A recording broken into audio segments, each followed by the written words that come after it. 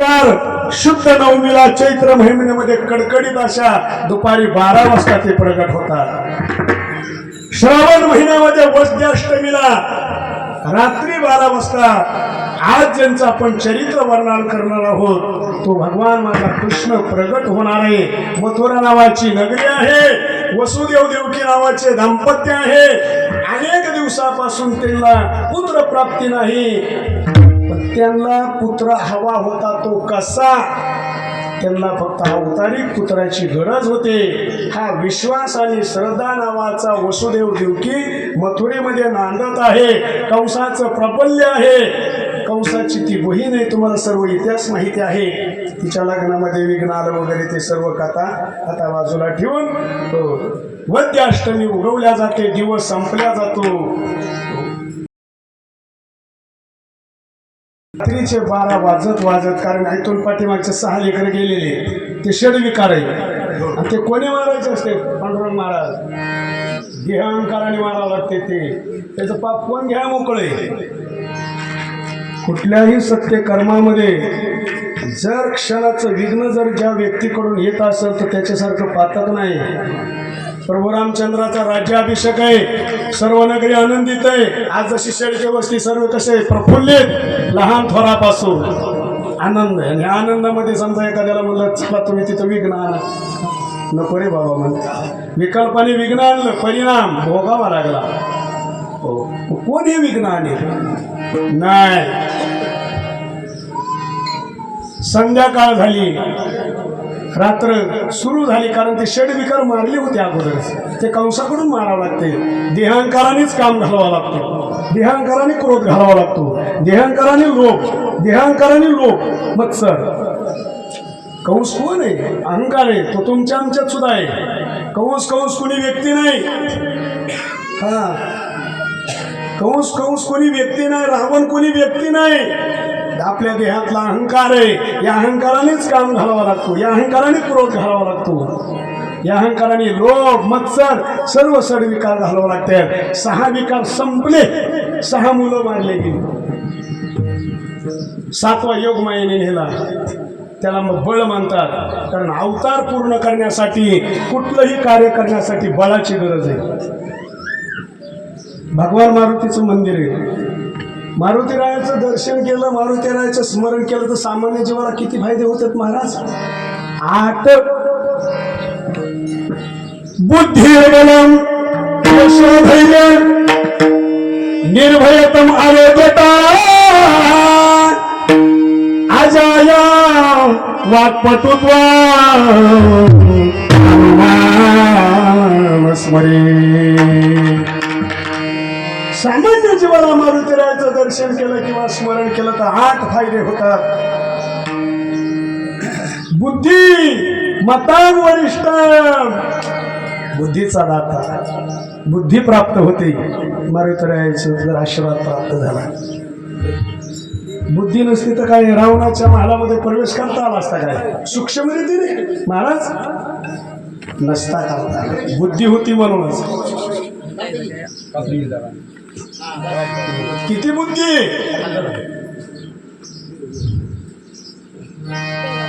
विठाल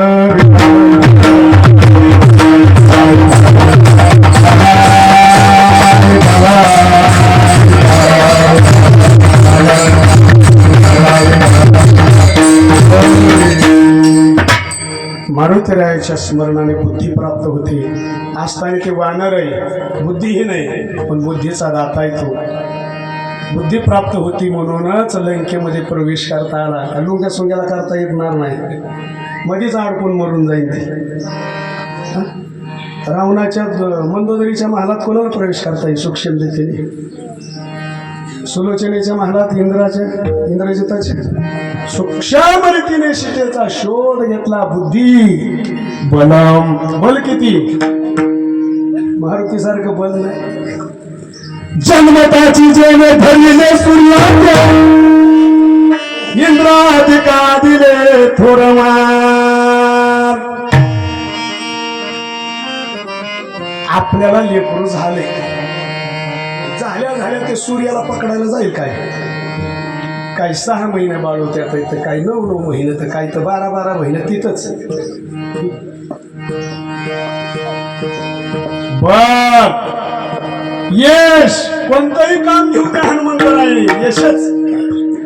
जिने सीता शोध केली.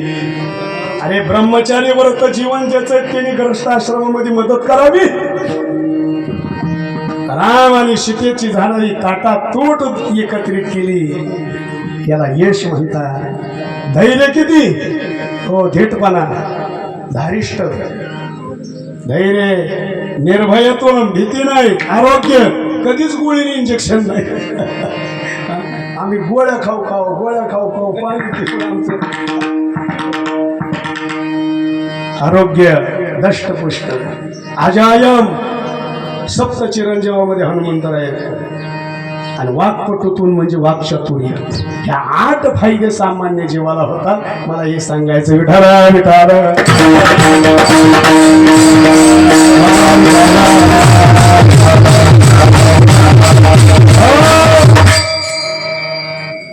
क्षण विकार गेले.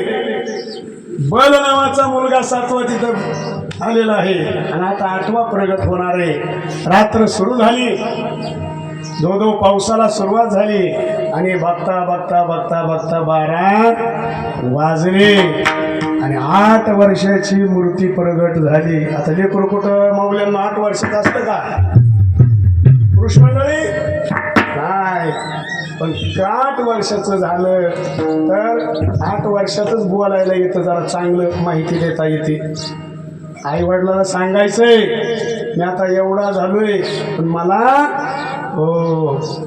काय युक्ती सांगायची त्याच्यासाठी मी 8 वर्ष झालो. देवकीने विचारलं, हे बा अरे मुला एवढा कुठं 8 वर्षाचा? आई म्हणला थांब, हो एकच वाक्य मला बोलू दे की मी लहान होतो नंदाच्या घराला,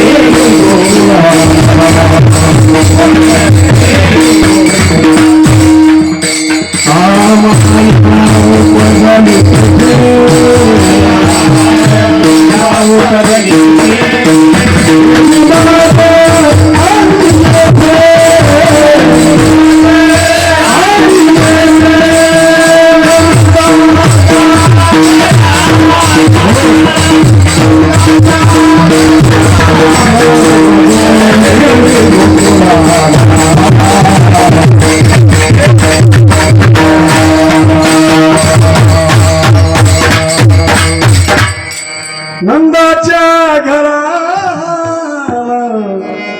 मजले गोकुळाला.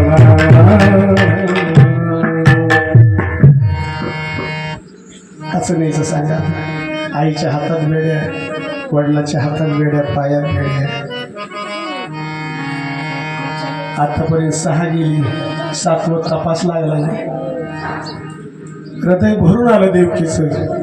हो, आणि पत्नी पतीजवळ असले की त्याच्या पुढे संकट वाढते.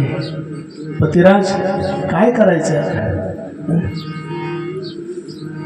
याचना करते, सोडा देती, लपवा जगाचे,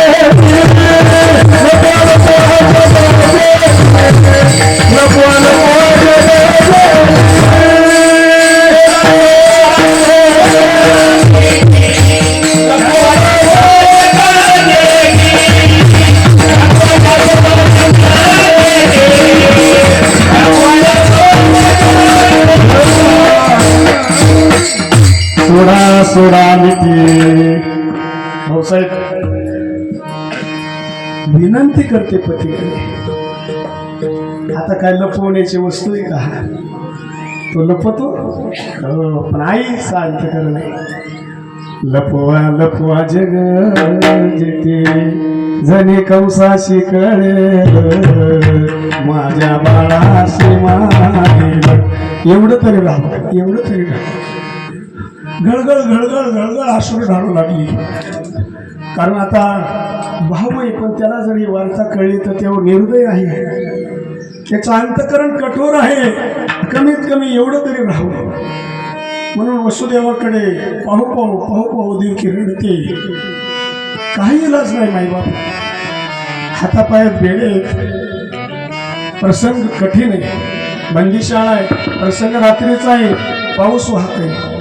पावसाने थांबायचं ठरवलंच नाही. बाहेर रक्ष पाळतात, अगदी सावध आहे. काय करावं प्रसंग. किती किती किती परिश्रमाने हे लेकरू मला प्राप्त झाले. आतापर्यंत झालेलं एकही लेकरू मला त्याचं कोण कौतुक पाहता आलं नाही. प्रसंग आठवा. एखाद्या लेकराची आपली अवस्था झाली तर आपण आयुष्यभर आपल्याला नाही ते. ज्या माऊलीचे बघता बघता काळे महाराज